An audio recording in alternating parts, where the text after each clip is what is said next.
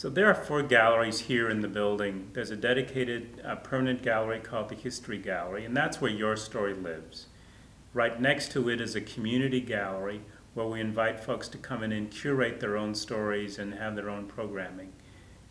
There's a dedicated children's gallery, which is interactive, and what we invite kids to do is experience life in the past in 4 different environments. One, the historic Hayward Hotel, another Holmes grocery store where the kids can grab a basket and buy things and pull whatever they want to buy off the shelf and then pay for it with a working cash register. There's interactive in front of a large mural of the Hunt's Cannery floor, and the kids can can vegetables, and there's a variety, not just tomatoes.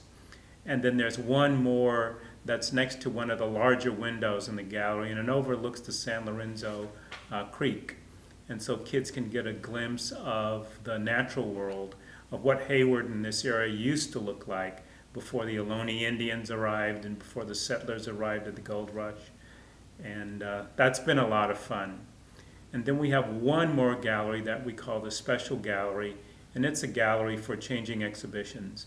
They tend to stay 2-3 months at a time, and those are exhibits we either commission or work on with a community group that wants something longer.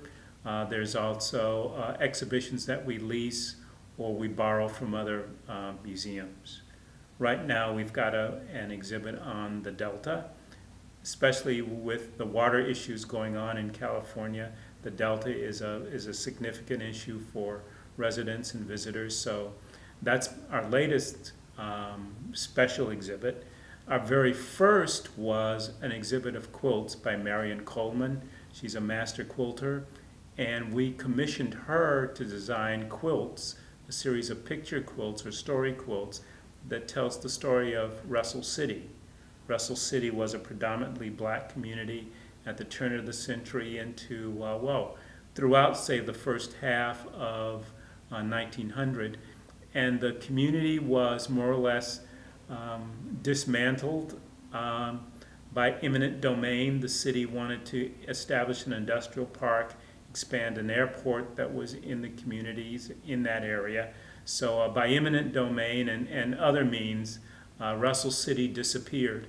And so it's been very important to sort of keep the memory of that community alive, and we thought that showing the story of that place, its music, its culture, its farm communities, its other activities, its social networks, if that was a way we could show that in a very vibrant and different way. So we have a host of different exhibitions here, and we really enjoy the variety that we can bring to the public.